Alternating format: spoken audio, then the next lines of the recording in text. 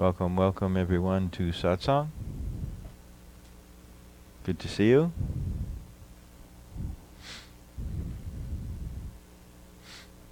Welcome everyone on Facebook. Thank you for being here.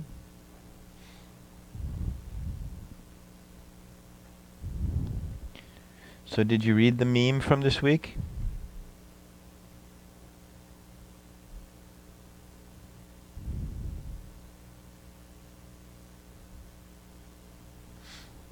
No? No. Was it useful to you? I'm looking for it now is what I'm doing. I am going to. It's a long one, so we have lots to talk about. But it's really was quite profound. It was the answer to a question that I was asked online about why do you meditate? And that was such an interesting question. You know, why meditate?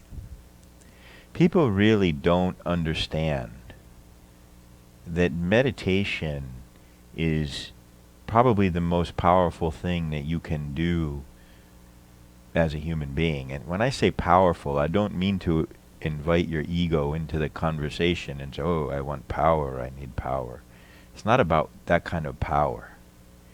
I mean the power to impact you in a way that you could not even imagine. We are in this mind-identified state. I want to see your faces a little more. Okay. We are in this mind-identified state, and we are in this nasty habit of wanting to understand everything intellectually, which just keeps us really trapped in the mind, in this constant state of figuring it out. Most people who come to the Peaceful Mind Center, we come together here because we're suffering, struggling in some way, or were, my teachings come from my own struggling and my own suffering in my life. And that's what pushes us onto this spiritual path, is we say, hey, there must be a way to not struggle, not suffer. I look around me and I see people that aren't struggling with things that I'm struggling with. I look around me and I see that I'm not struggling with some things that they're struggling with. So what's going on here? Clearly this is, this suffering is different for everyone. So how do I figure out how to have the life I want and how to not suffer and struggle? And then come lots of times this insatiable consumption of self-help books. I have tons of them at home. If you need to borrow any, I have them all. But you begin to realize that starts to be a bottomless pit. It's really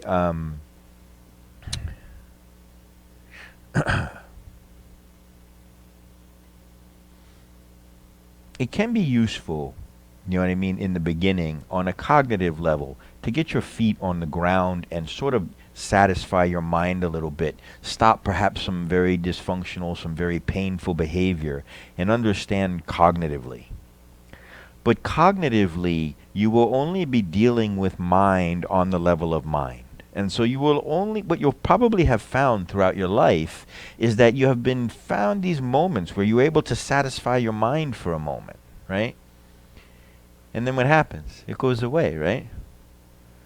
It changes again. Life changes, things change, and then your mind is not satisfied again. And that's the dance that we kind of end up in, and not really understanding why we never really hit some real pay dirt, some real lasting sense of peace. Because that peace, that happiness is a mind-based happiness. And mind-based happiness is dependent on things being the way that your mind thinks they should be. And when things are the way your mind thinks they should be, you notice relief. Your mind is satisfied for a moment. But then what happens? Things change because everything is bound to impermanence and change. and then your mind is not satisfied again. So there's no real sense of real happiness. It's just temporary, where your mind is for a moment satisfied and then your mind is not satisfied. You experienced this, right? Very familiar? Okay.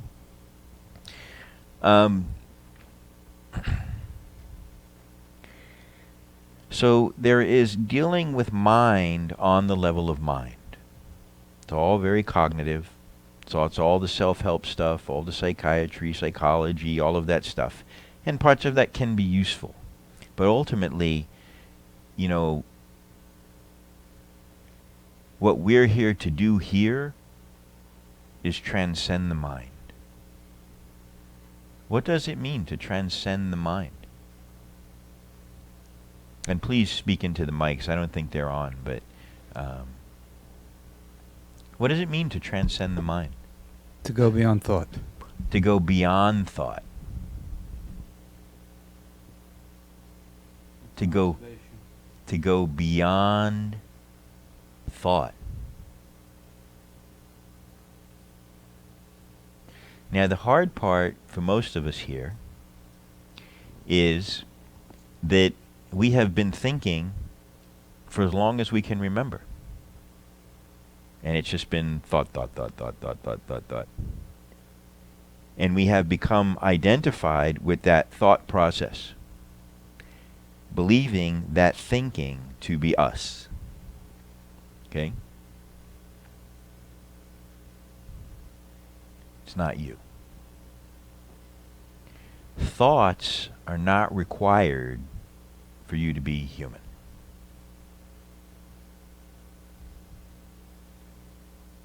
If thoughts stopped in your mind for 10 seconds, would you disappear? Something would remain, right? Something would still be here. Something would be aware that thoughts are not present in this moment. And that is you. That is the self. The self that is aware. But that self cannot be defined. That self is not a concept. That self is not an idea. That self is ineffable.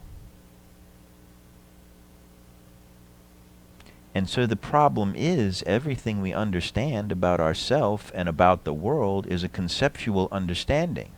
But the mind cannot conceptually understand the self. The self can see the mind very plainly, just like the nose on your face. But the mind can never comprehend the self. The mind comprehends everything through its programming, its coding. You know, we talk about like C++ or whatever they use to code computers, the language that they code computers. Well, the language that coded your computer is English. That's your code. And your whole world exists in that code till I show up.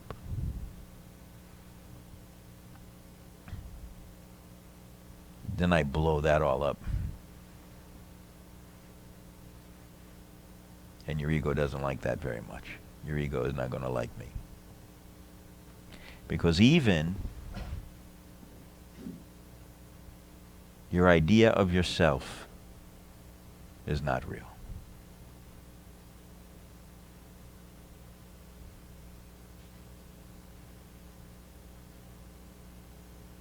And so the problem is that we are trying to understand the mind on the level of mind.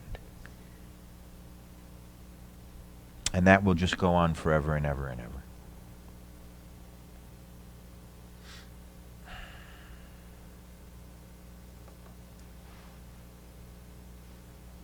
This is not a mental understanding that I'm pointing you to.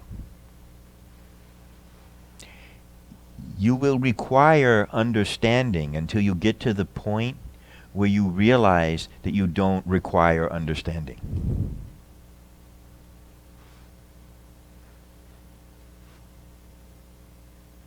Because I have to start showing you cognitively and clearly what I'm pointing to. And I say this often, I'm going to say it again.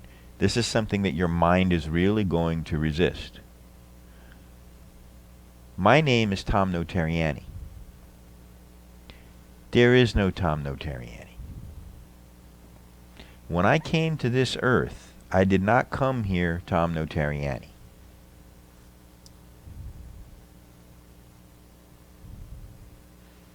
And you didn't come here, John, and you didn't come here, Jenny.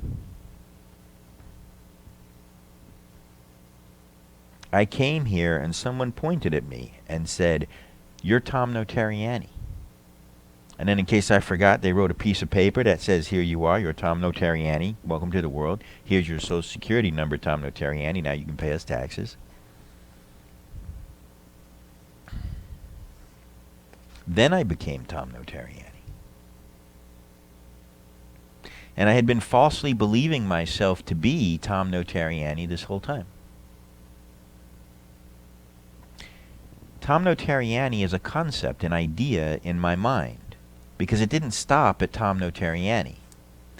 It was Tom Notarianni, you're a good boy if you do this, and a bad boy if you do that, and believe this, and follow this religion, and do this, and do that, and don't do this, and don't do that. And this idea, this concept, this mind-based concept of what a Tom Notarianni is arose. No different from the concept of anything. A tree, a bird. It's an idea. That mind-made conceptual idea of myself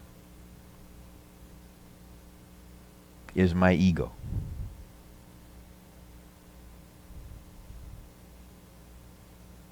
My mind-made conceptual identity story of myself.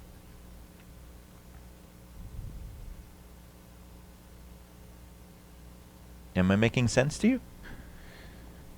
It's really rather plain. It took me only 20 years to be able to say that so plainly to you.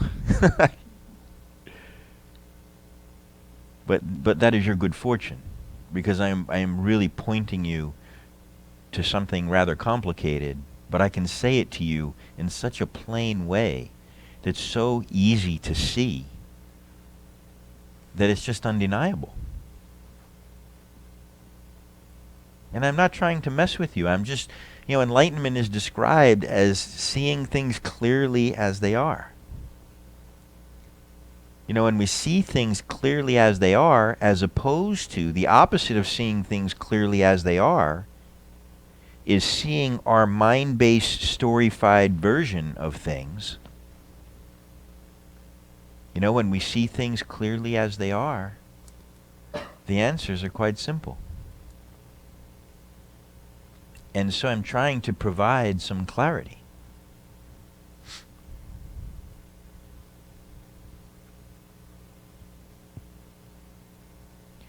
So, when we go beyond thought, we are even going beyond the idea of ourself. That is a hard thing for most people to stomach at first.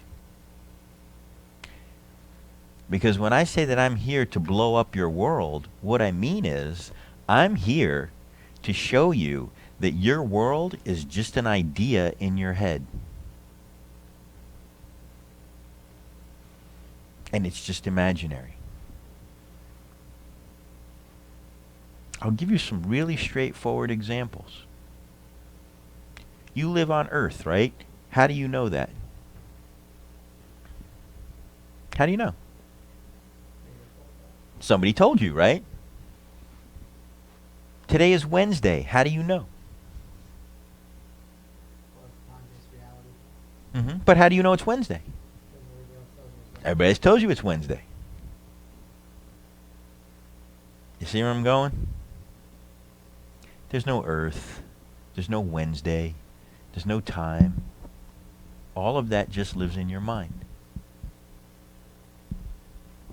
Something that you said just a moment ago about when you are seeing things clearly, I can't remember exactly the words that you used, but it makes the answers are easier. Mm. Can you say more about that? When you see things clearly, the answers are very simple and obvious. It's your vision is so foggy and so blurred because the way that you're viewing reality is you're viewing your reality through the lens of your conditioned mind. And so you don't see reality as it is. You see reality as your mind is telling you reality is. You see your mind's version of reality. And that's why we all live on the same world, but not in the same world. That's why 2 people, 10 people, 100 people can be in the exact same circumstances having completely different experiences.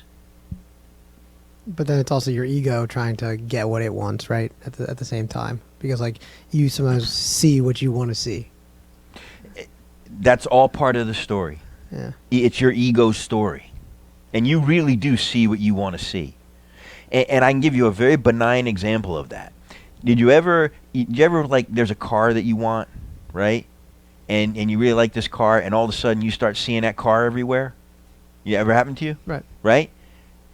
Those cars were always there. Just now you're looking for them, and you just always find what you're looking for.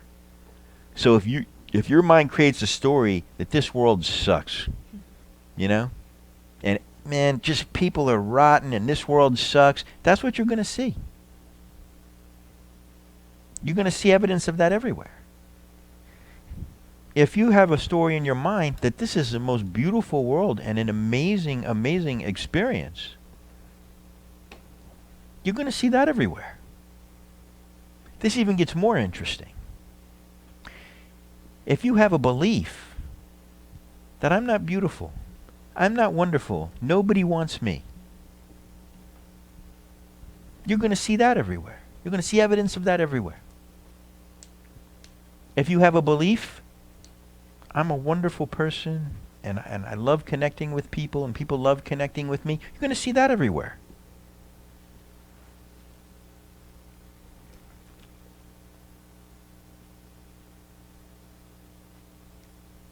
Your mind is everything.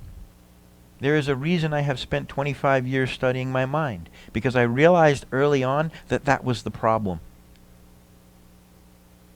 The problem wasn't life. The problem what wasn't happening in life. That wasn't the problem. The problem was what my mind was doing with it. My mind was programmed in a relatively dysfunctional childhood, you know, surrounded by unconsciousness and suffering.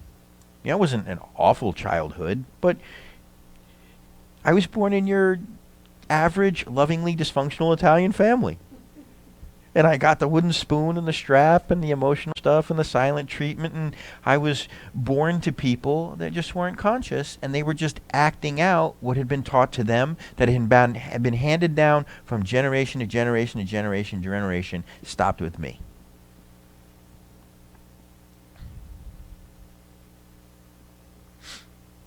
So when we talk about transcending the mind, we're going beyond all that garbage. We're going beyond the story in our mind about us, about our life. We're going beyond past. We're going beyond future. To reside just as the self. Present in the moment. Present in the moment. And then using the mind as a tool. Realizing that I'll never be any more than I am now. I'll never be any less than I am now. My life will never be any better than it is now. It'll never be any worse than it is now. It will be different. I will have experiences. And I will learn from those experiences and see more clearly. The experiences will help me see more clearly.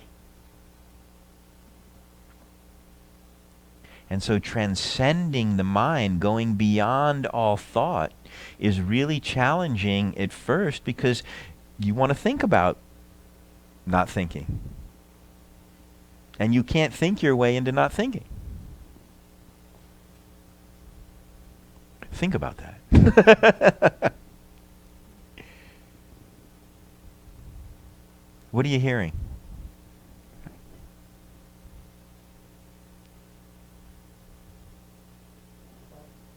Thoughts? Well, it's interesting now because all your minds are like, probably there's a lot of chatter going on in your minds, right? Like, man, what is he saying? It kind of makes sense, but what am I going to wrong with that?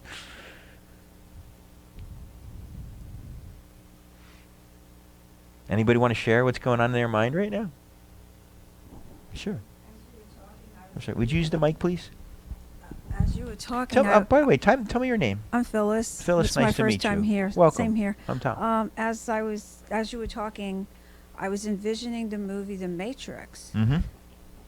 Is that what you were like? Something like that? Like, but he. What part exactly of the movie The Matrix? You know, right? just the mind. You know, like being controlled by everything around you.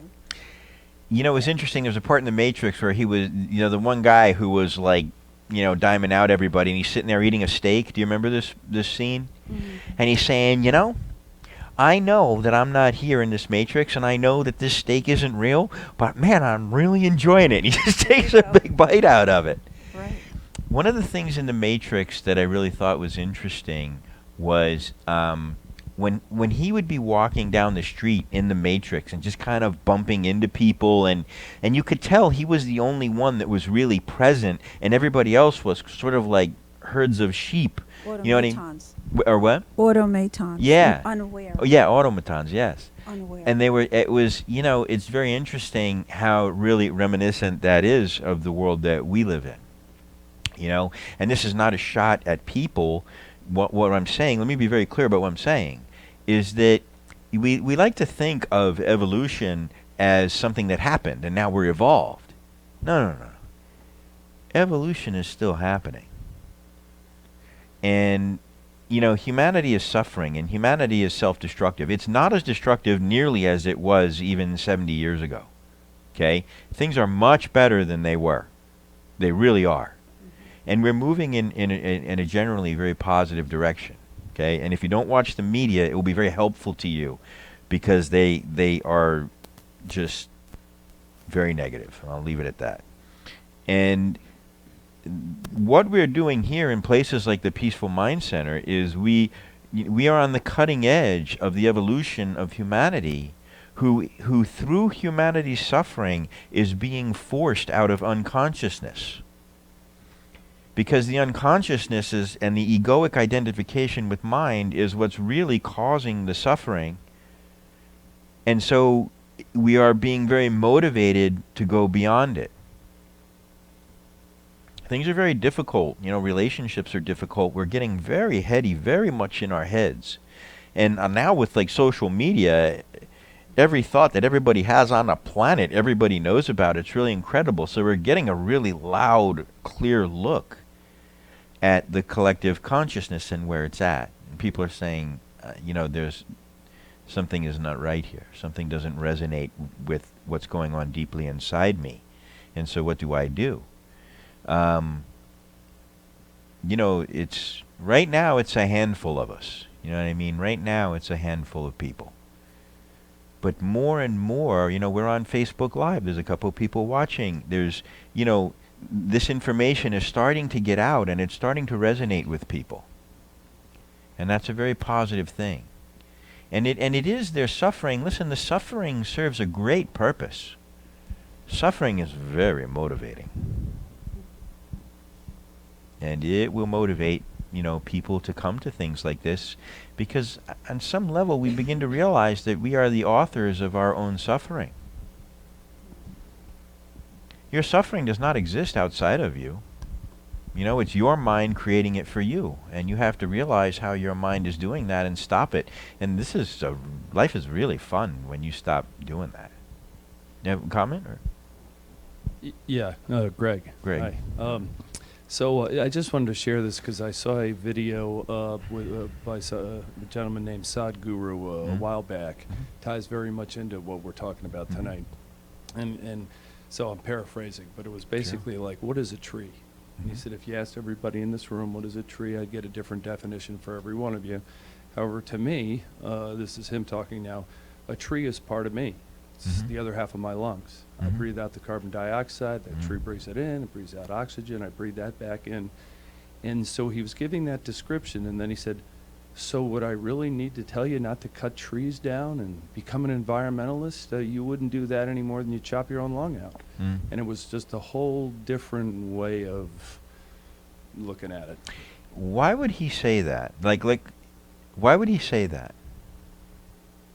Well, I took it as a teaching. I mean, Yeah, it's I mean, what- as a teaching, but remember here that, when we talk about the ego, the mind created self, that is also very separate, right? The ego always creates separation. The ego is always me and you, very separate identity, right? When you realize, a lot of times in Eastern philosophy, they talk a lot about Mandelas, and you see pictures of Mandelas. You know what a Mandela is? You know what I'm talking about? It's just a beautiful, very symmetric picture. And what it represents is the interconnectedness of everything. The ego thinks that the world revolves around it.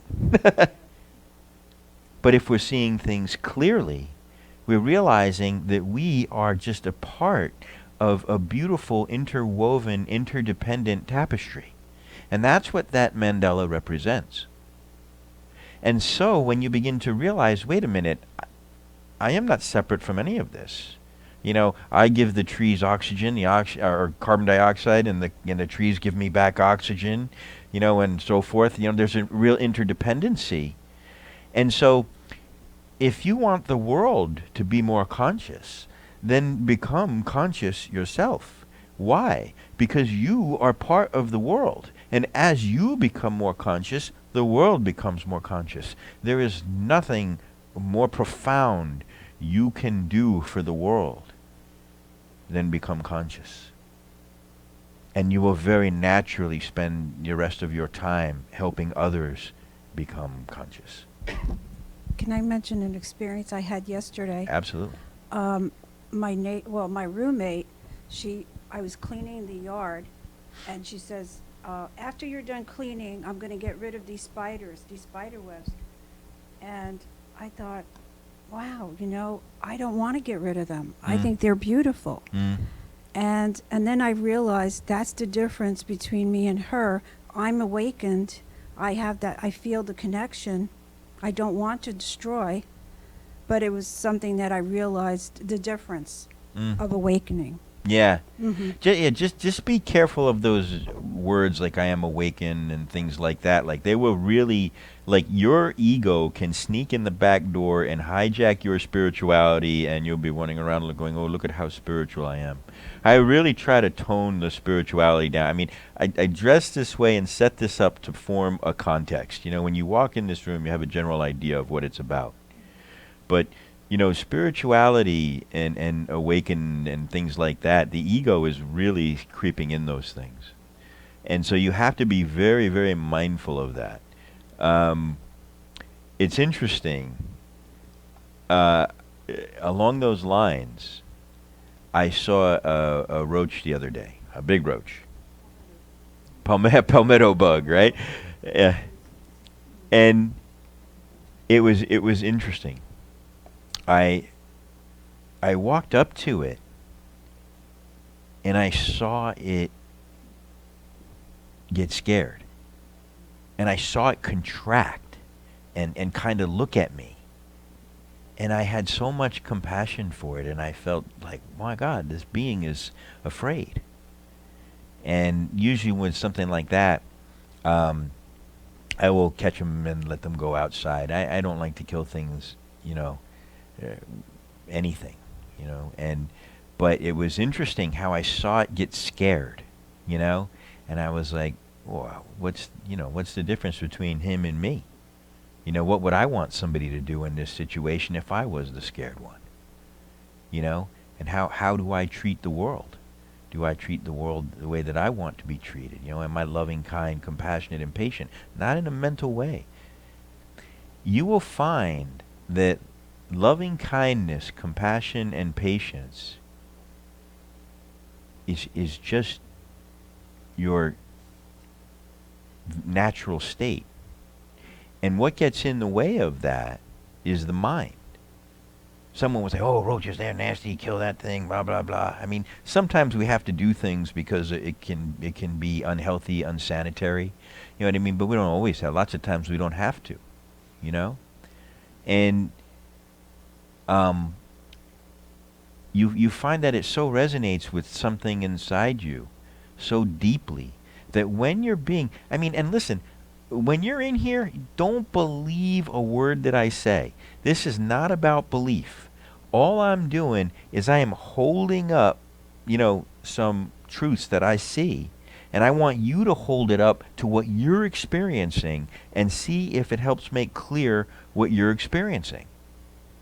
Now, if you're even mildly in tune with yourself, you're going to know when you're being loving, kind, compassionate, and patient, for no reason, without expecting anything back, because there's an egoic loving kindness, and then there's the heart-based loving kindness that's just giving.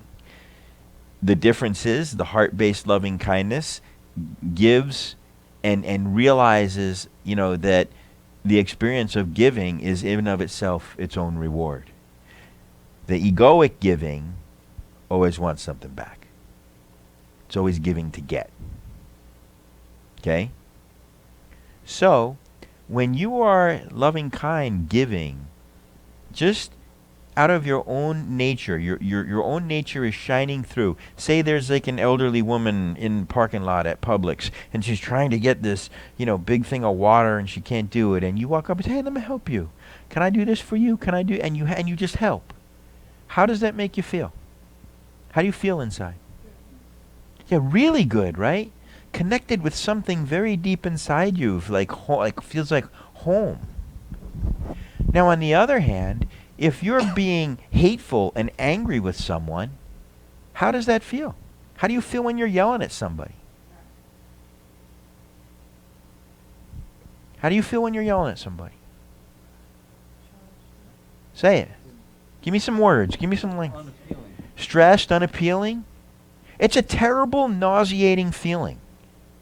It's just nauseating. Like it's like when you say it feels bad, that is the understatement of the year. It feels terrible when you're spitting in the face of your own loving kindness. It's really uncomfortable.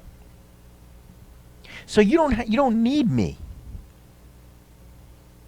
If you just learn to listen to yourself, your body's telling you. Your body is your compass. It's saying the whole time, go this way, don't go that way.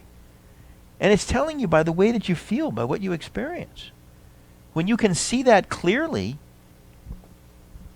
when I get anger to me, now listen, I'm an Italian guy from New Jersey, right? I know anger. And it was something that I had to get really present to, that I was even actually angry, because I grew up with angry parents, and anger was something that I didn't register in my mind was even anger. I felt like I was just being right and defending myself. I realized, wait a minute, I'm angry and I'm punching people in the face, rhetorically. And once I got present to, saw clearly how terrible anger made me feel, I drop that like a hot potato every time it comes up. I just don't want to feel that way. I don't care why. I don't care how justified my mind has justified my anger. I don't care. It still feels like crap, and I don't want it. And so when anger comes up in me, I let it come. I don't resist it. I let it go.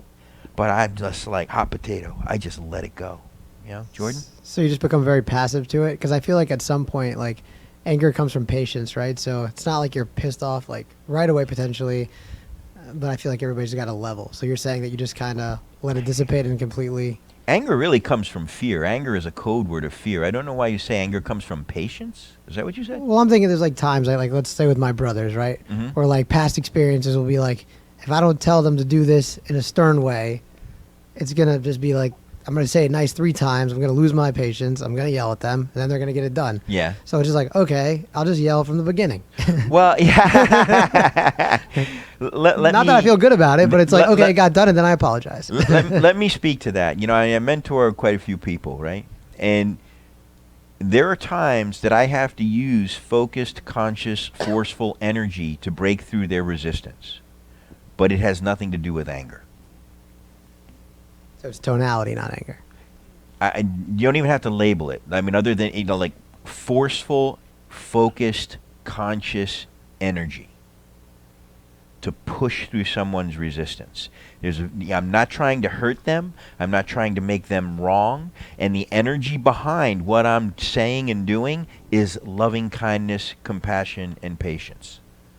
Okay? So even in the pointed driving of that energy, love is still felt. You see? Yeah, I got it. You know, and you can feel the difference when someone is angry with you and trying to hurt you. You can feel them trying to hurt you, and it's very distasteful. You know what I mean? Sure. I learned that before I can let go, I have to first be aware of the situation. Mm-hmm. So I tell myself now, before getting angry, to hold back, be aware of what's going on, and then I can let go of it. But without reminding myself Let go of what exactly? of, maybe being angry back at somebody yelling at me. Yeah. So if this person's yelling at me, I have to be aware of my emotions and tell Yeah. myself, okay, what's going on here? And then be aware of that, and then I can let it go. Awareness, I say a lot in Satsang, awareness is 90% of it. You can't change what you're not aware of, you know? And you have to be aware. Like, I think that there are a lot of people that don't really realize that they're angry when they're angry, you know? And then you ever make the mistake of pointing it out to them? You're angry. I'm not angry. You know, and they start yelling, I'm not angry. What makes you think I'm angry? They start slamming stuff. They get angry that you're telling them that they're angry. It's really funny. But yes, awareness. You know what I mean? That's what, when I say, see things clearly, I mean awareness. And then once you're aware that, hey, I'm angry, isn't it kind of easy to let go of it? It's like, yeah, because now you're aware clearly of what's going on. You're aware clearly that anger is a source of suffering for you and that it doesn't solve anything. And so you just let go of it. That's a skilled practitioner,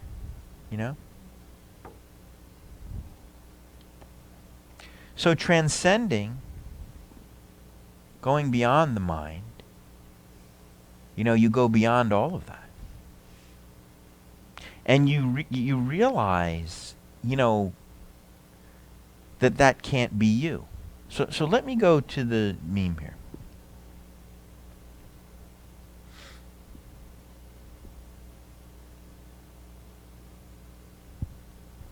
So I was asked, why I meditate. To end my suffering and the suffering of others by realizing and experiencing directly that I am not the thoughts in my mind.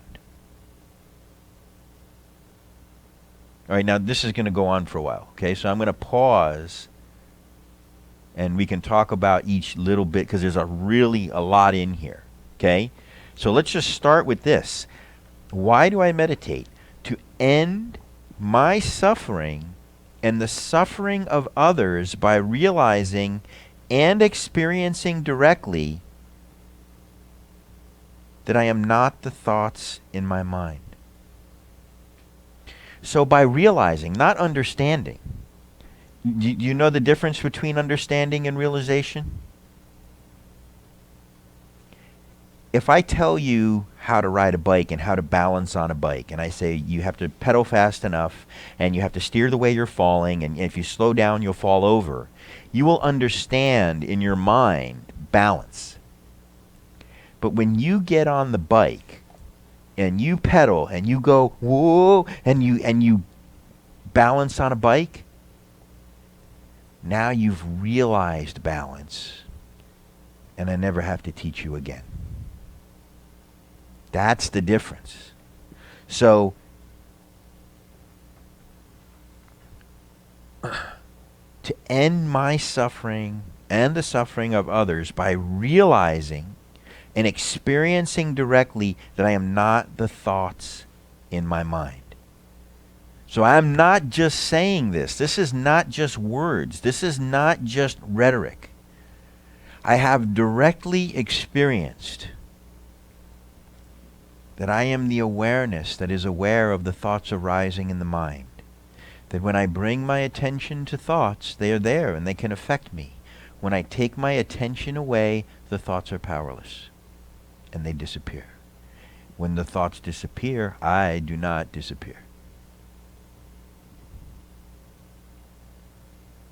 Breaking free from identification with mind, also known, let me start over because it started right in the middle. To end my suffering and the suffering of others by realizing and experiencing directly that I am not the thoughts in my mind, and thus breaking free from identification with mind, also known as the dissolution of the ego, the conceptual mind-made self. That one sentence is enough to talk about for 4 hours.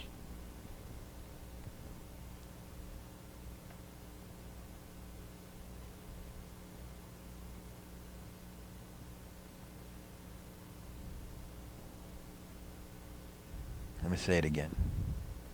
To end my suffering and the suffering of others by realizing and experiencing directly that I am not the thoughts in my mind, thus breaking free from identification with mind, also known as the dissolution of the ego, the conceptual mind-made self. The ego is thought-based. If I go beyond all thoughts, I go beyond the ego too. I have to.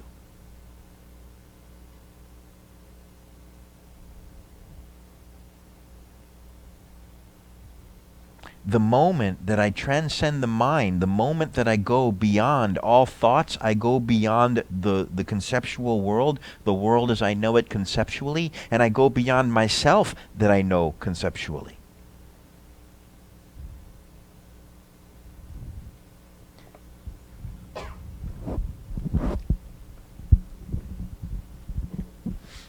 I was at a conference the other day, and this guy walked up to our booth, and I'd seen him before, and I was like, I always love the energy that you bring to the room. Mm-hmm. And he's like, I never really talked to him before, but I'd seen him a couple times around in like at different settings, and they're more business settings, so everybody's walking around in a suit and a little bit, but this guy's just got a different vibe to him. So we started talking, and we started talking about meditation, and I thought it was interesting because if you do become enlightened or able to put your ego aside, I think your ego is also a lot of judging yourself or perceiving how you're going to be judged by others. Mm-hmm. Whereas this guy is bringing, and I kind of think that's what it is. It's like I could feel myself almost judging myself to say, okay, hang on a second, this isn't socially acceptable to be in a great mood right now. This guy's acting like he's at a nightclub. Not actually, but he's giving off the vibe, for lack of a better word, of having a good time, even though all these other people are bored. And he was even telling me, he said, when I walked into the room, I couldn't tell if they were playing music or not because I always keep like a little tune in the back of my head.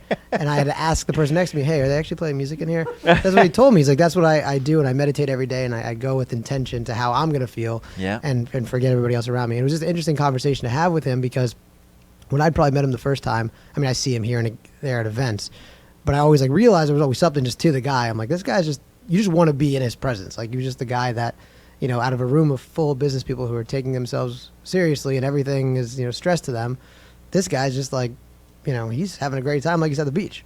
He was present. Yeah, and you could feel it. Like it was just...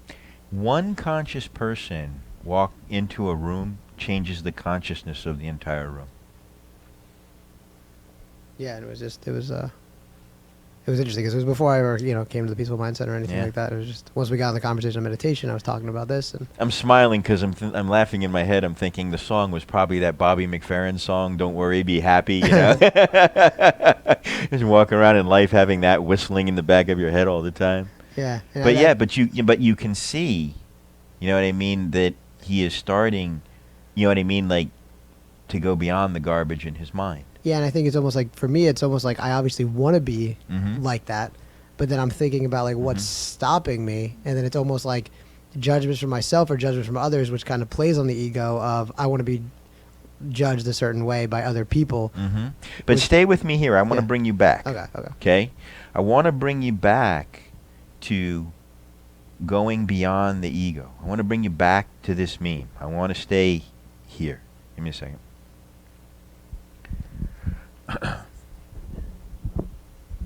It's, breaking free from identification with mind, dissolving the ego. Okay? Can I say something about that? Sure, sure. All week long, I've been struggling with this because I keep hearing, get rid of the ego. And I keep telling myself, how do you get rid of the ego if you're alive? You Mhm. need your ego. Mhm. So I was struggling with that. And you just answered the question Mm. because with meditation is the answer. Mm. Yes. So that was the answer I was searching for. Yeah. Well, You just there you answered go. my question that I've been, struggling with for Yeah. quite a while. Because if you're alive, you need your ego. Well, when you say you need your ego, what do you mean by that? Well, because, you need your mind, you need your emotions, you need to function in the world. Okay. But you don't need to be identified as them. Exactly. In other words, the consciousness uses the mind as a tool. For most people, the mind is using the person. Yeah. But you have to realize the self first, and that the self is the one that is aware of the thoughts in the mind. Are we comfortable? Are we getting cold? Or you good? Okay. It's important. So if you're not, let me know. Simple thing. One little hit of the button. Now, additionally, to step out of the illusion of time and come into presence. Okay? So to end my suffering and the suffering of others by realizing and experiencing directly that I am not the thoughts in my mind, thus breaking free from identification with mind, also known as the dissolution of the ego, the conceptual mind-made self. Additionally, to step out of the illusion of time and come into presence.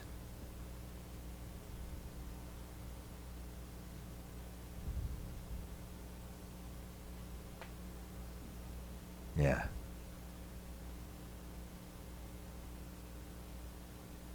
How do you experience past? In your mind, in the form of memories, which are just thoughts, right? You're back in the thought world. How do you experience future? In your mind. In the form of imagination. In the form of thoughts. 1 second. Just let that sink in.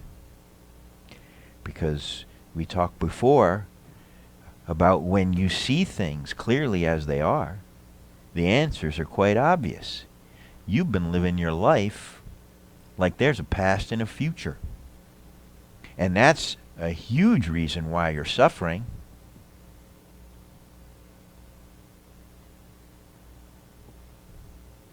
The mind creates the worst case scenarios. It imagines the worst case scenarios and lives like they're real. That's why Mark Twain said, I've experienced many terrible things in my life, some of which actually happened.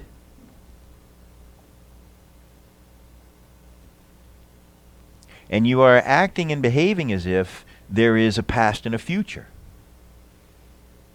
And this is the way that we triangulate ourselves in time. There's the past, there's the future, I'm here in the middle, in the present.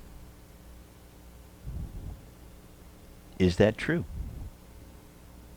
Use your own eyes, use your own seeing, be your own guru. Ask yourself that question. Don't be Buddha. Seek what Buddha sought.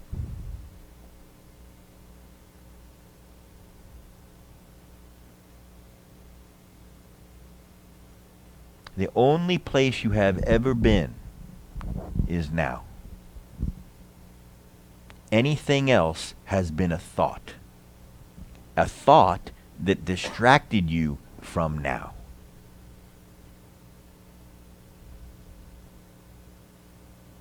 And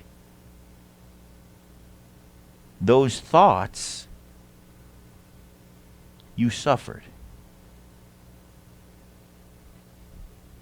What is the value in any of that?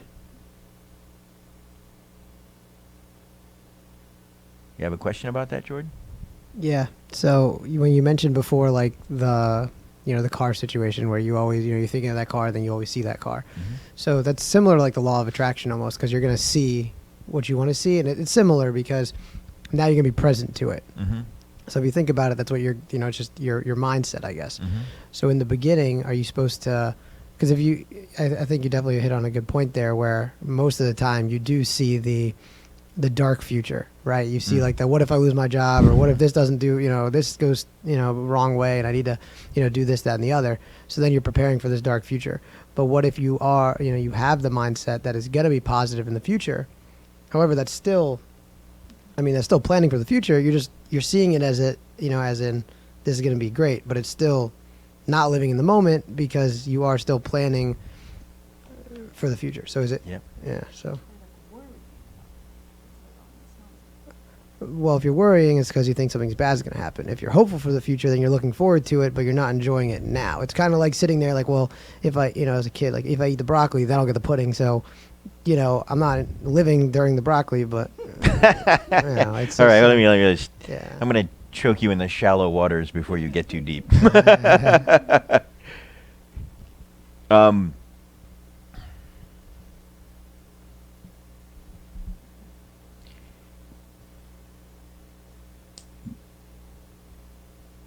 Don't think so much about it. Because in the thinking about it, you're pulling yourself further away.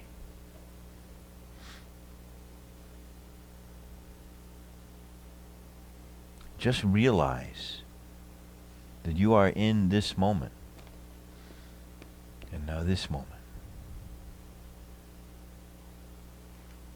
And now this moment. And that anything that is not this moment is a distraction. You can plan for the future, but you're planning for the future in the present moment. And you're present to the planning. If I want to grow tomatoes, I have to plant tomato seeds. Okay? So I'm saying I want tomatoes, so I'm going to put these tomato seeds in the ground.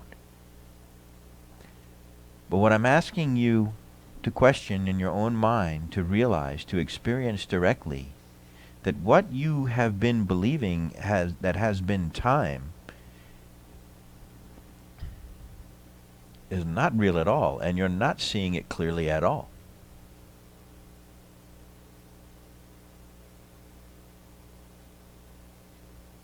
That what you have been perceiving as past and future have only really been thoughts in your mind. And thus, you are back in the garden of your thoughts.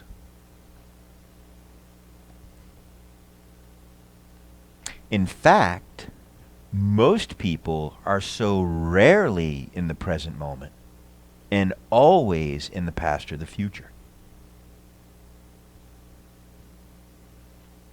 If they become present, it freaks them out.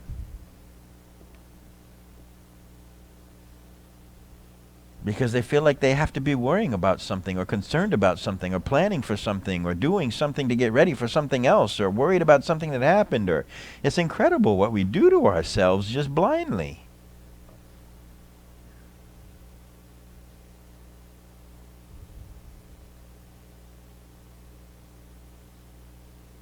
So we are transcending, we're realizing that these thoughts are not me. If the thoughts disappear, I don't disappear.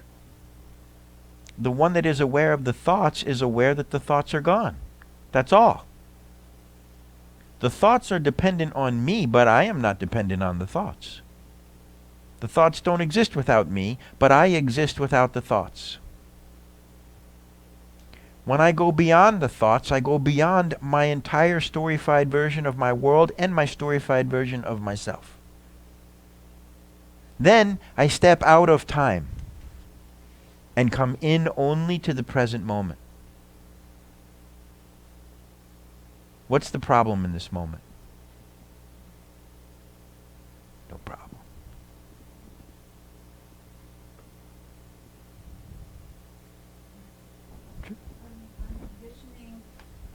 And I'm not sure if I'm correct in this, but as everybody's talking, as you're talking, I'm seeing it like I see the car, going back to the car. Mhm. I see the car as the ego, your emotions, your thoughts, and what I'm seeing now is what you're saying. What I think you're saying is that you have to be in control of the car. You're the driver, so you have to be aware, and you have to drive the car. The car's not going to drive you. So without that awareness, the car's going to drive you. You have to drive the car. Well, let's, instead of the car, let's just use, I think you're talking about thoughts, right? Right, right. Yeah, the thoughts will definitely drive you. Right. So as if it's if you look at it as, as a car, your thoughts are the car, but you're the driver. You should be in control because you're the driver. Close. Let me just put a little more clarity to Okay. that. Where do thoughts come from? I don't know. They just come, right? You ever have a thought and go, "Oh, that was a weird thought." Glad nobody could hear that. Right? And where do they go to when they're done? I don't know. It's the nature of mind that thoughts arise. So don't hear me saying to you that you should control your thoughts. That's not what I'm saying. Realize clearly that you don't control your thoughts. And that whatever arises in your head just arises. But what you do have some say in is which thoughts you bring attention to, and if you bring attention to any thoughts at all. And so what you're controlling is your attention, not the thoughts. The thoughts just roll. I'll be in the kitchen like cooking sometime and like by myself and I just throw everything down. I'm like, would you shut up? Would you just shut? I'm like talking to my mind like, shut up. I don't want to hear it anymore. Jeez. And sometimes it's just grinding on me.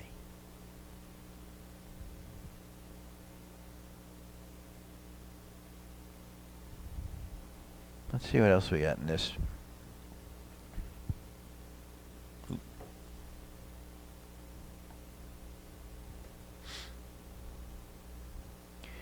So additionally, to step out of the illusion of time and come into presence. We don't suffer what happens in life.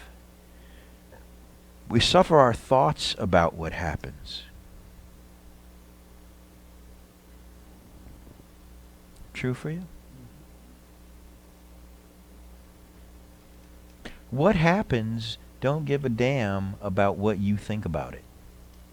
And how many times has something happened that you didn't want to happen that turned out to be a blessing? How do you even know what's good and what's bad? And does it even matter? Good and bad are simply judgments of your ego. Duality is the language of your ego. And when you're speaking that way, this is good, this is bad, no, you're in your ego. The language of the self is boundless equanimity. It's just experience. It's neither good experience nor bad experience. It's just experience. No opinion. Just what's so.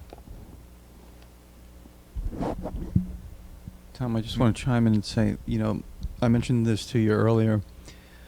If you're having a thought or a situation, like I had with whatever program that was, the computer program, and at the beginning of it, because of some experiences I had the days before, I said, John, if it's it took an hour and a half, but 20 minutes into it, I said, if you don't have a problem with this, meaning you're not doing what you intended to because you have this. Mm-hmm.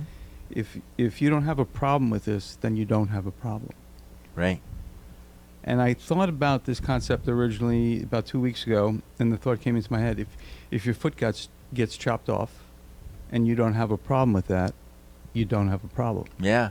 If your foot gets chopped off and you have a problem with that, then you have a problem. Yeah. And the next day is when I saw the girl on TV Yep. who got her leg chopped off by a shark up to the thigh, And within like 24 hours, she decided she wanted to be a marine biologist for the rest of her. Out of that decision, which she seems to have no problem with, Yeah. that her leg got chopped off. It was a gift for her career path and everything. Yeah. So that's helped me a lot. You know, it's if you don't have a problem with it, it's not a problem. Yeah. It's only if you need. If I wanted, I was patient. You know? And think about this. Your foot got chopped off, right? Is that in the present? only for an instant. Only for an instant. Then, once your foot is chopped off, where is it?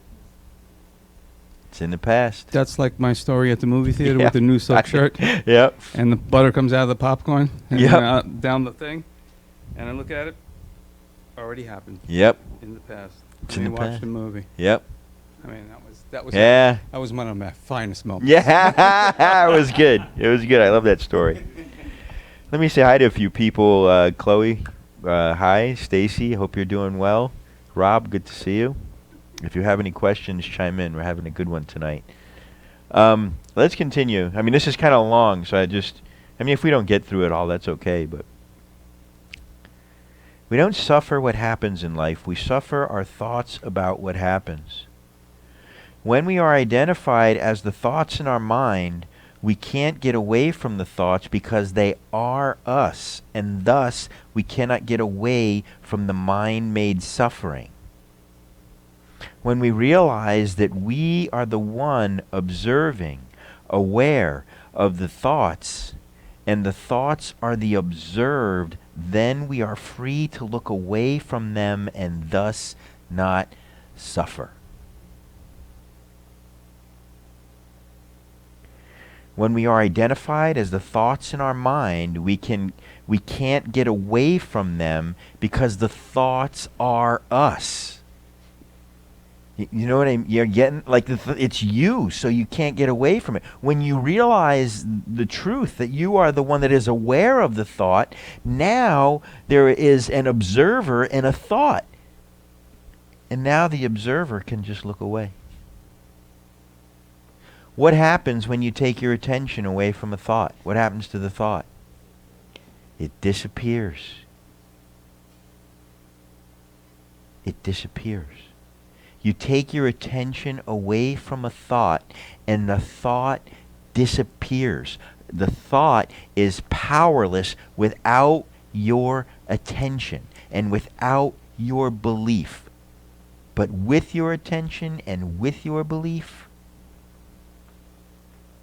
a thought can drive you mad. You see?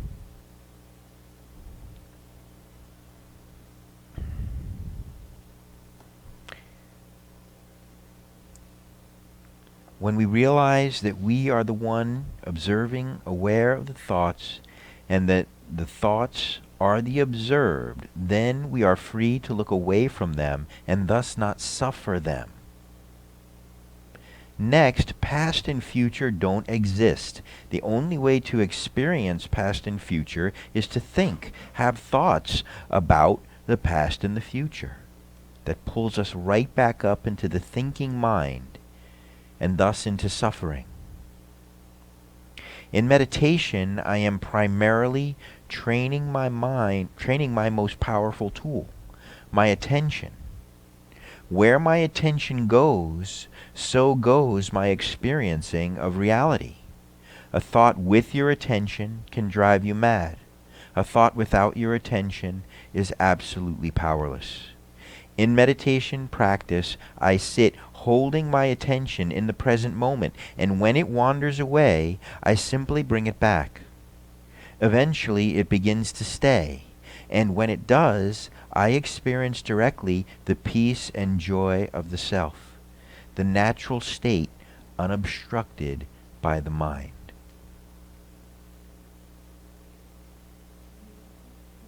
I wrote that. Thank you. 20 years in the making. I only teach about what I directly experience. You know, this is not rhetoric. And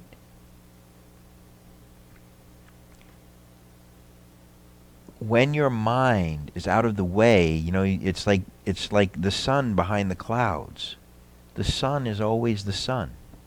Doesn't have to work to be the sun. It doesn't have to become the sun.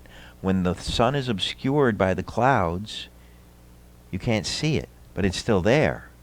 When your true nature, loving kindness, compassionate, patience, awareness, is obscured by the thoughts in the mind, it seems as though it's not there, but it's there.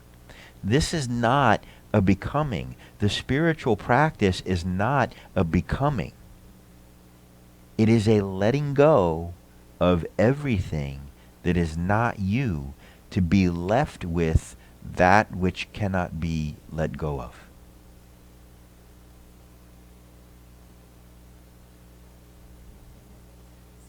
Yes. Well, I'll try. I'm not really good at repeating myself. That spirituality is not a becoming. You don't become enlightened. You realize that you are already enlightened and you have always been. And the spiritual path is not a becoming. It is a letting go of everything that can be let go of, that is not you. You are, if it can be let go of, it's not you. And you'll get to a point where there's all that's left is that which cannot be let go of.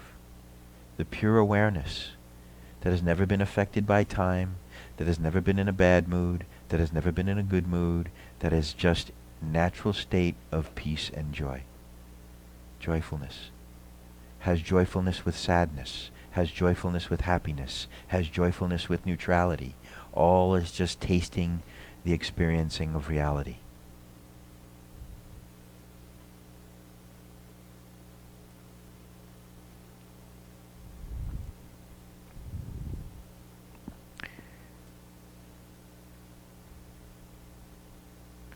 I try to remain and get comfortable in that state because at first it is very uncomfortable and weird. As it becomes more comfortable and familiar, I naturally remain effortlessly present, resting in the peace and joy of the self. I have transcended the mind, and it can no longer bother me. By going beyond the mind, I have gone beyond suffering.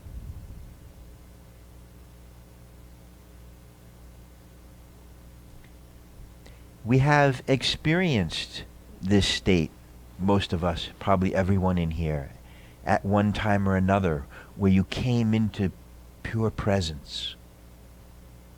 And it could have been a nature moment, or the birth of a child, or a wedding, or a divorce, I don't know.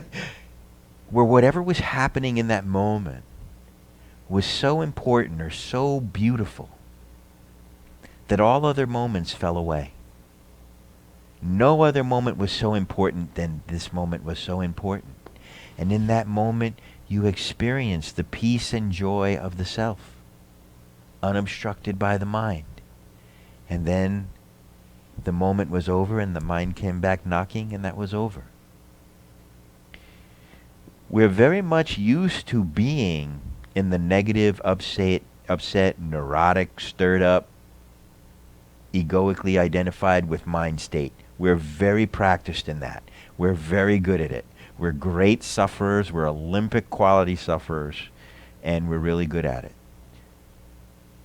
And so when you start to step out of that, because for most people what I'm describing is like turning their life on upside down. You know what I mean? If I put your life on your head and say, here, this is what it looks like, you know what I mean? It's the opposite of what you've been experiencing and what you've been doing. So it takes time for you to get comfortable in that.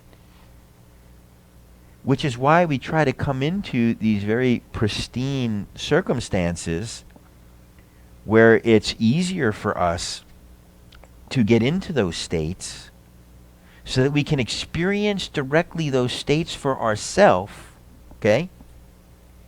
And get comfortable in that state. At first it's uncomfortable. You know, when you know, when you're smoking and you stop smoking, it's uncomfortable to not smoke. And then it's really comfortable. At first it will seem odd. It will feel like you have your shoes on the wrong feet, you know? No past, no future, present in the moment, not thinking constantly. Not having your mind just waterboard you with useless information and opinions and garbage over and over and over again. You have to get used to being without all that, because for most of your life, you that's what you've been practicing, and so you're very good at it. And your mind, your neurology, and your biology is wired for that. And there are scientific experiments that are showing that when you're in meditation, you are, you know, rewiring your mind, your brain changes, different parts of your mind grow, your brain grows, you know what I mean? So, you know, which makes perfect sense. Yeah. Yeah. No, it's out there. The studies are out, but who cares about science even too? You know what I mean? Like, people put so much weight on science. Science is interesting. I'm very much into science. But science is wrong constantly. You know, science just has the luxury of amending itself over and over again. Science is right until somebody proves it wrong, and then they're constantly changing the way they're thinking. It's, you know, if you start thinking about this too much, what's the scientific evidence? You're just going to stay trapped in your mind about it. If you experience it directly, you won't need, want, or desire any explanation. You won't need it. Yeah. Oh, yeah. It shows. Yeah. There was a guy named I think it was Matthew Ricard. Have you heard of a monk named Matthew Ricard? He's a French monk, and he's regarded as the happiest person in the world, right? And what they did was, you know, they hooked his brain up to 1 million wires, and they had him go into meditation, and like the beta waves, I think, in his brain were like off the charts. They couldn't even measure them.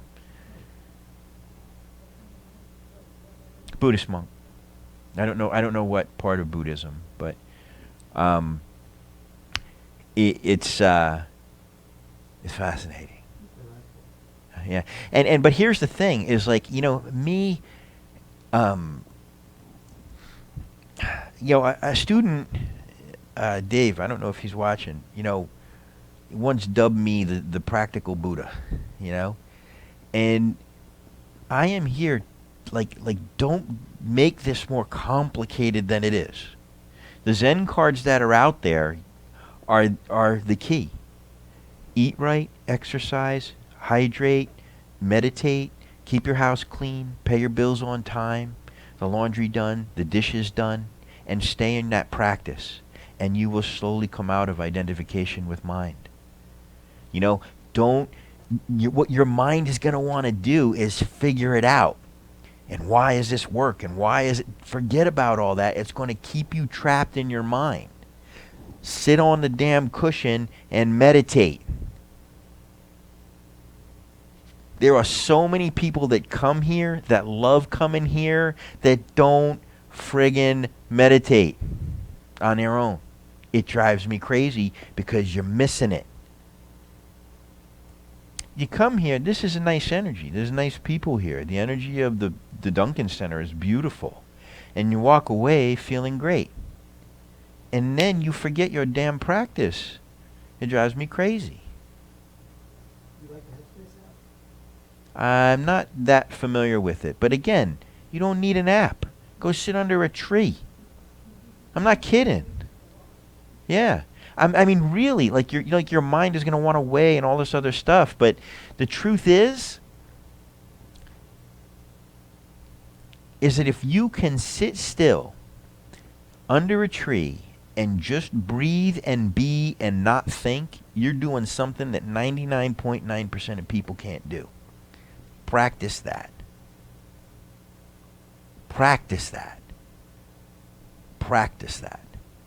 What I don't like about a lot of the guided meditation, I don't like to speak ill about anything, but the difference is, like, a guided meditation, a lot of times they're guiding you. You're off in the woods and you're doing this and you're doing that, and there's a butterfly or a bird or whatever. They're just creating a conceptual world in your head. I'm trying to pull you away from the conceptual world. And not only that, they're taking you out of the moment and sending you somewhere else. That's the opposite of what I want you to do in meditation. When you're in meditation, I want you 150% here and nowhere else. And when you notice that you're somewhere else, just come back and you will be somewhere else. And so I have one 10-minute meditation on the YouTube channel, and I'm going to start coming up with that. You know how the universe guides us, in its own ridiculous way? Well, someone pointed out to me that, hey, Tom, when I search for the Peaceful Mind Center on a Google search, and then I click the link to go to your website, it goes to a Cialis site.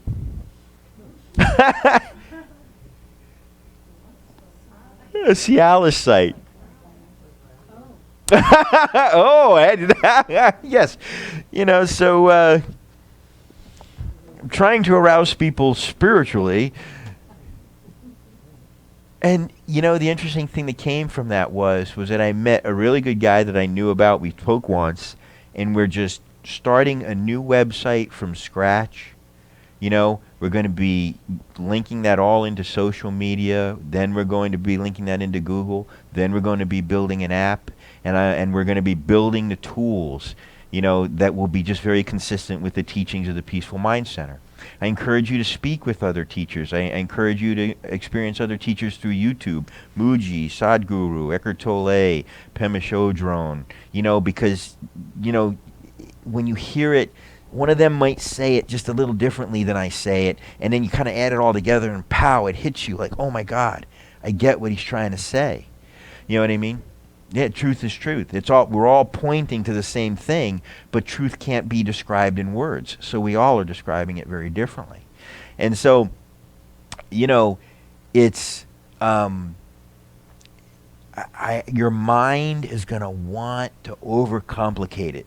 It's just so not complicated.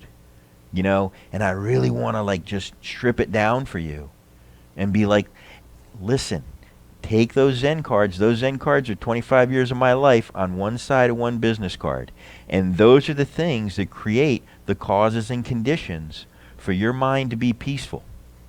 Okay? And when you understand how important your state of mind is, that your mind is your world. Your mind is your self. You know what I mean? You need to work with that. You need to understand how important your mind is. People know. My car needs maintenance. My house needs maintenance. My finances need maintenance. But you expect your mind to just work for no reason. That's foolishness. Because everything is not is not cognitive, for sure. Everything is not even spiritual. Sometimes you're just fighting with your chemistry.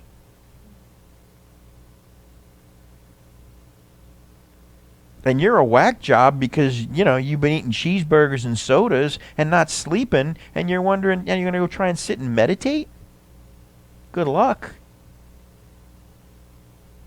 I always like to say, I said this last week, some people got a kick out of, soda, right? There's 40 grams of sugar in one can of Coke. 40 grams. That's like half the can, literally, right? And no one would go up to their plant and be like, pour soda in it. Why? Yeah, it's bad for the plant. It's terrible for the plant. The plant probably wouldn't even survive it, right? But you'll open it and drink it. Tastes good. Yeah, tastes good. It's only going to kill some brain cells. I don't need all of them. And those years come off the end of your life anyway, right? No such thing as time. But you have to understand that too, that there are chemical components to this. And through meditation, through exercise, through proper nutrition, you set yourself up chemically to be very balanced, and that really helps you have this realization that I'm pointing you to. Really important. My background is in personal training. When I was in my early 20s and I was experiencing depression, dysthymia, I was put on Paxil for 6 months and I hated it. And so I started looking into, the causes of depression, found out alcohol was a depressant, stopped drinking alcohol. I used to smoke cigarettes, if you can imagine that. And I quit smoking cigarettes. I started eating right. I started exercising. I started hydrating. There was no more dysthymia. It was just a garbage way that I was taking care of myself, and I didn't know any better. It was just ignorance. I just didn't know. So...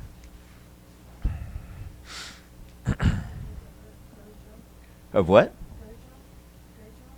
No. Would you use the mic, please? Would you use the mic, please? Gurdjieff, he felt that most people are born asleep, and most of the people on this planet are asleep. And that was his interpretation as a spiritual teacher until... I don't think we're born asleep. No? I mean, not to create an argument out of it. That's not what I mean to do. My observation, though, has been, like, if you really want to see your Buddha nature, just watch kids. Do kids have any sense of time? Do they have any sense of past or future? They're very present. They have emotions. They experience discomfort. I remember one time I was at West Palm Beach at the... what do they call that? City Place? And there was a band. I was there a little early, and then people started showing up, and the band started putting together. And the band started playing. And there was a pretty big crowd at that time. But nobody's on the dance floor. And what I saw, I have a video of it somewhere. What I saw was, like, about 15 or to 20 kids, like little kids, less than 5 years old. They heard the music, and they all were just out there just dancing with each other, with everybody, happy, completely in the moment. Just kids, just moving their bodies, dancing to the vibrations. And there was no, you're fat, you're ugly, I don't want to dance with you. They were all dancing with each other with no opinions about it. They were extraordinarily present. And then what I think happens is that the mind gets conditioned, And then we just start blindly, unconsciously living out our conditioning. We wake up here, to speak to what that teacher said, we wake up here just kind of blindfolded. You know what I mean? It's like we just take the blindfold off and you're here. And you don't know what you are, who you are, where you are. You have no idea. You don't know where you've come from. You don't know where you're going to after this. It's craziness. And so you're reliant on the people around you to tell you who you are, where you are, what you are. And if those are wise people, then you are imparted with wisdom. But I always very lovingly and jokingly like to say that wise people don't have children. But you know what I mean? So when we start to open our eyes, really open our eyes to what this experience of being human is, it's like, wow, now I understand why I've been so confused all this time, It reminds me of people always ask me, how come you don't watch these morning shows or these late shows? And this is the reason why. I just don't want to be conditioned. We're trying to empty our minds, you know what I mean? And, I can tell you that the only reason that I have a television is to watch football. That's it. And I haven't turned my TV on since the Super Bowl. And the TV is like an open door to your mind that anything can just blow in. And it's full of propaganda and manipulation and garbage. And the best thing that everybody can do, you want to do something good for the world, go home, throw your television in the garbage. One of the best things that you could possibly do. And go for a walk in nature. And you'll realize there's no problem. But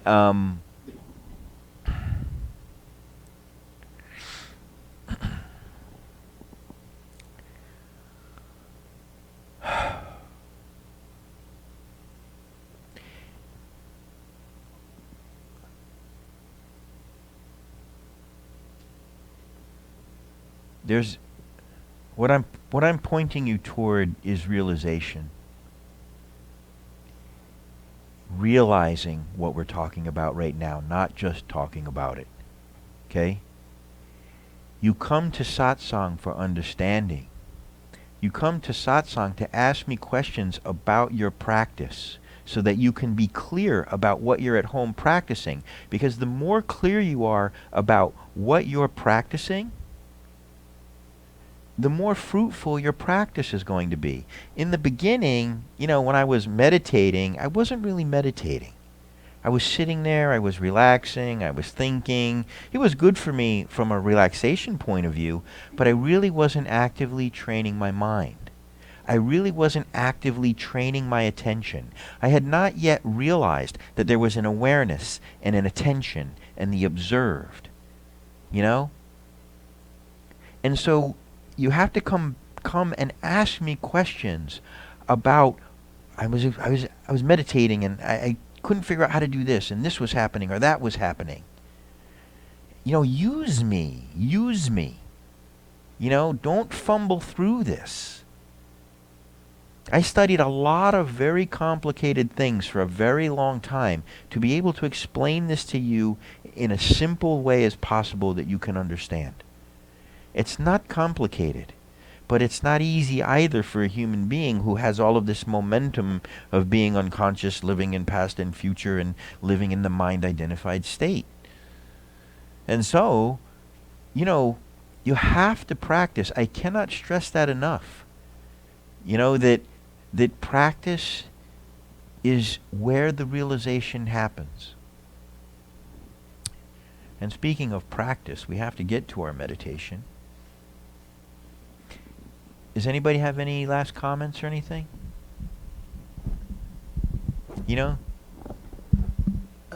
I thought we've talked about the fact that there isn't really a bad meditation. Meaning if Well, what you're- do you mean? Give me a little context. Well, Where did meaning- I say there was a bad meditation here? Well, I guess not maybe bad or good is the incorrect word, but that if when you were first starting your meditation practice that you weren't really meditating, is I believe what you just said. Yeah. When I say, give me a second. When I say that there's not a bad or a good meditation, what I'm responding to is that students will often come to me and say, man, I had such a terrible meditation. My mind was all over the place. I couldn't shut it up. I couldn't get my attention in the moment. That's not a bad meditation. In meditation, we're just observing what's going on in our mind. And if our mind is very active and very disturbed and disruptive, then that's just how our mind is in that moment, and that's neither good nor bad. You see what I'm saying? So when I say that there's not a good meditation or a bad meditation, if you sit down in meditation and in 20 seconds you are completely present in the moment, your mind is quiet, and you sit there for 20, 30 minutes just breathing, being present, that's not a good meditation. That's just where your mind was in that meditation. So when I'm saying there's not a good meditation or a bad meditation, that's what I'm pointing to. When I'm pointing out that there are certain ways that people meditate, that some are either fruitful and some are not fruitful. You know what I mean? And ultimately, if you are using like guided meditations that are pulling you out of the moment, but they're relaxing you and that's where you are, and you feel like that's useful to you, that's helping you calm down and be more centered and more grounded, then do that. You know what I mean? Like, be your own guru. But ultimately, you know what I mean? You want to move beyond that and really be able to sit in the silence in your mind. You know what I mean? And so those things can be useful in the same way that mantra can be useful. If you're reciting mantra over and over and over and over, you know what I mean? Like, it drowns all that other stuff out. That may be what you need. Now, here's another issue. That a lot of times, you hear me say often in here that we're different people when we're in pain.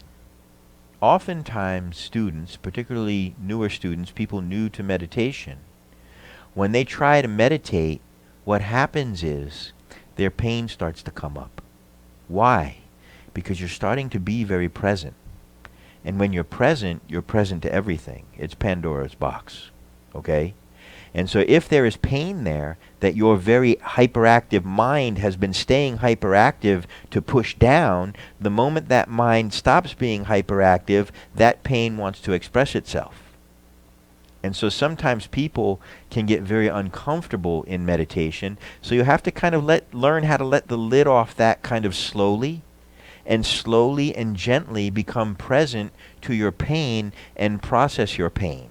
That could be one of the most major obstacles to really sitting and being able to be in a deep meditation, is that when you slow your mind down, your emotional pain comes screaming up.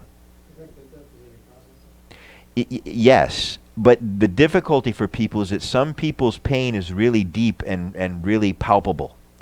And it becomes so uncomfortable for them that they can't stand it, you know? And so it's a you have to sort of gently do that. And sometimes, you know, if the pain is so palpable, we have to do some cognitive work to understand what that pain is about. And we have to bring the light of our consciousness to that which is unconscious, you know what I mean, in order to process it. You know what I mean? In other words, sometimes it's hard to let go of I don't know, you know?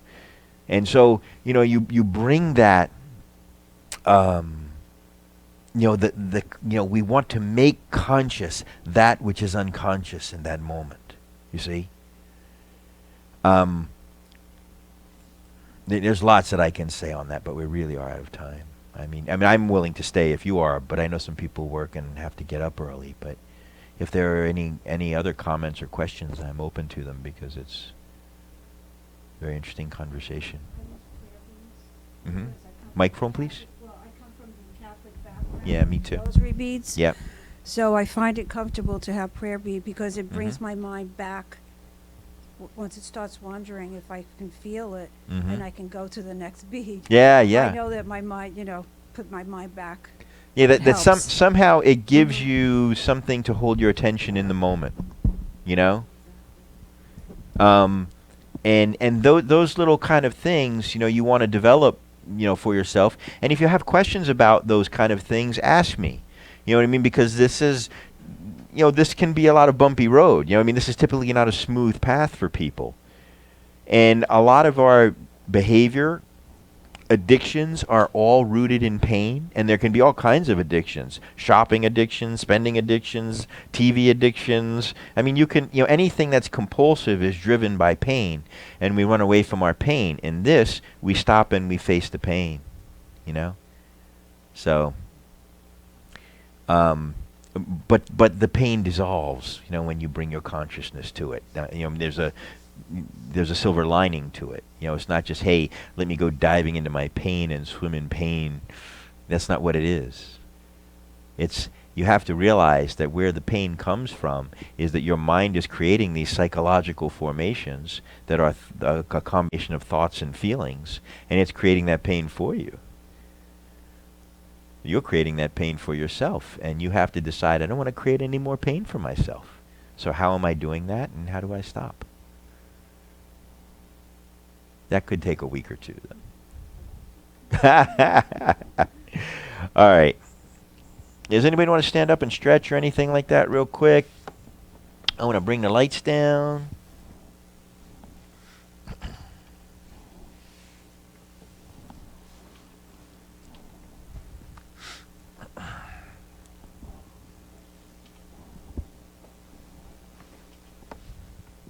All right.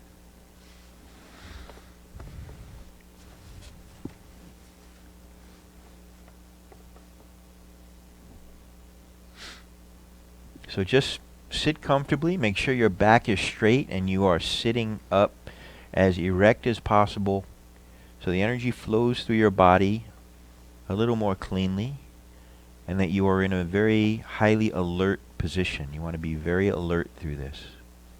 And as you hear the sound of the bell, notice how it attracts your attention to this moment. And as the bell fades, just stay with your attention here with me.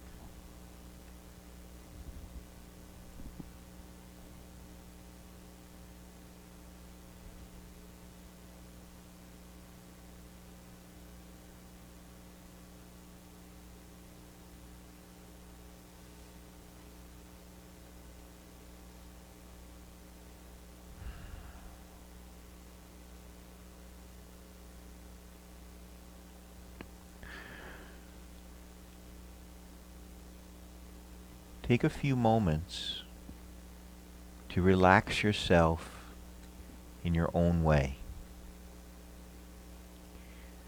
I encourage you to breathe more and more slowly until you're breathing as slowly as possible without it being at all uncomfortable as you relax yourself.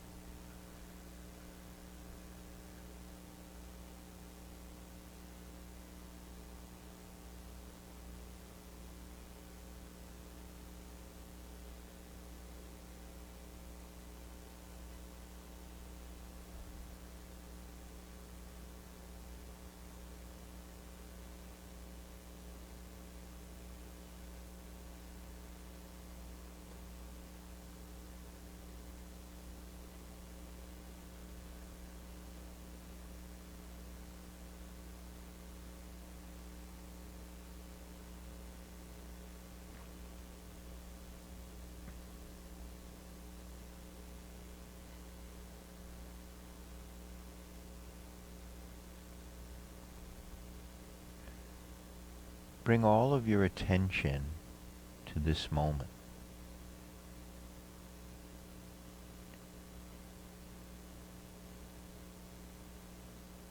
First, be very aware of where you are,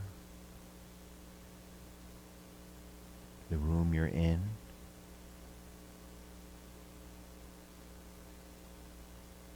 and be very present to what's going on outside of you. And sit quietly for a few moments, being present to your outer world, without thinking about it.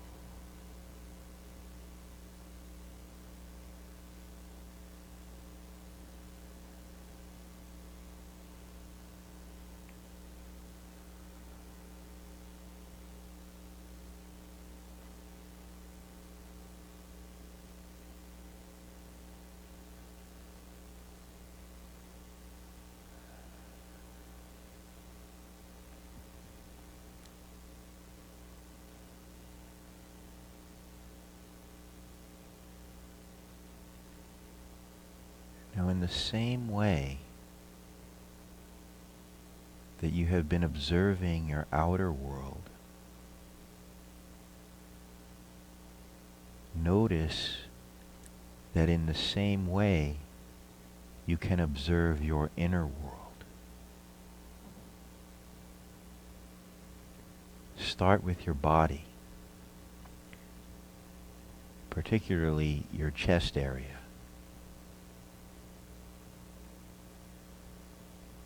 Notice any energies, any emotions. Notice any tension in any muscles. And just in your body, the next few moments, just stay present to the inner world of your body and observe what's happening without thinking about it.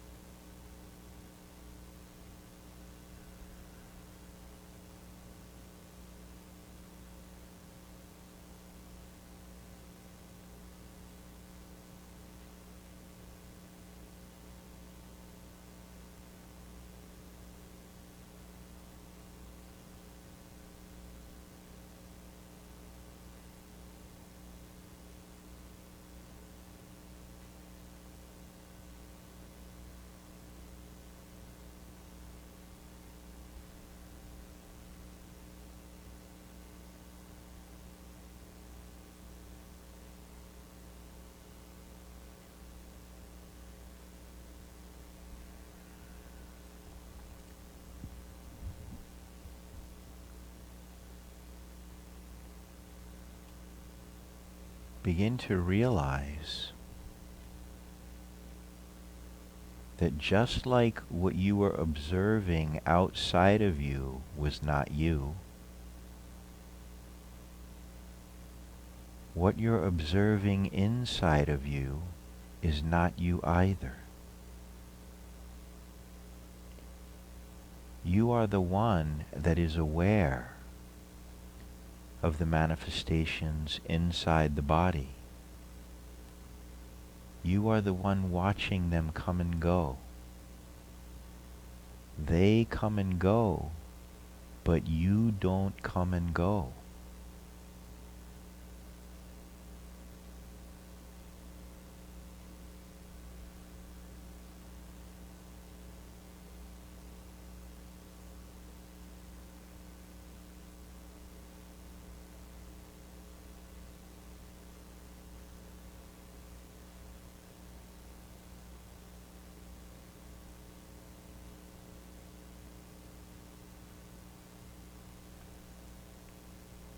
Gently bring your attention to your mind.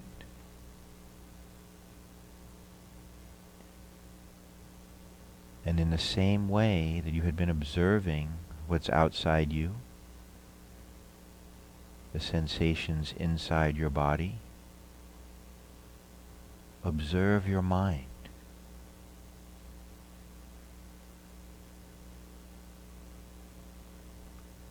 If a thought come, just let it come and let it go. The self remains. The self is the one watching the thoughts come and go.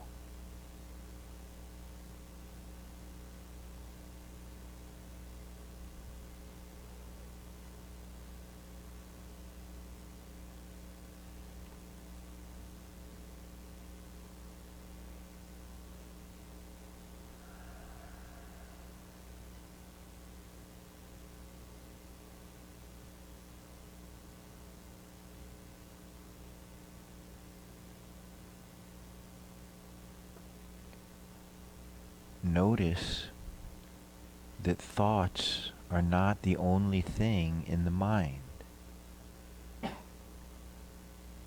as you reside as the self and you observe the mind, see the vast space of silence. There is a vast space of silence that the thoughts are rising in, that has been going unnoticed. Notice it now.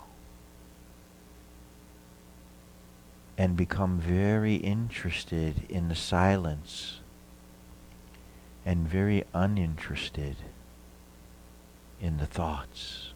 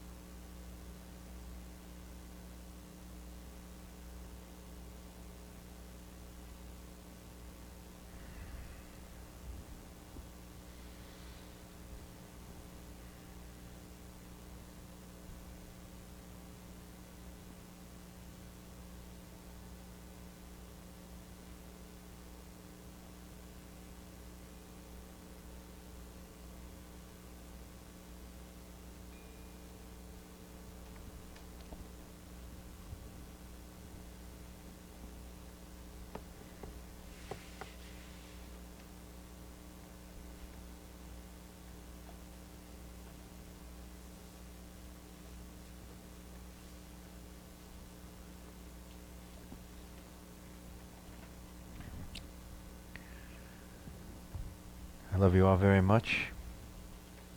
And it's always an honor to share this time and space with you. Free hugs at the end of class to whoever we want. And there's no rush. Take your time. You've taken this time to slow yourself down. Stay slow.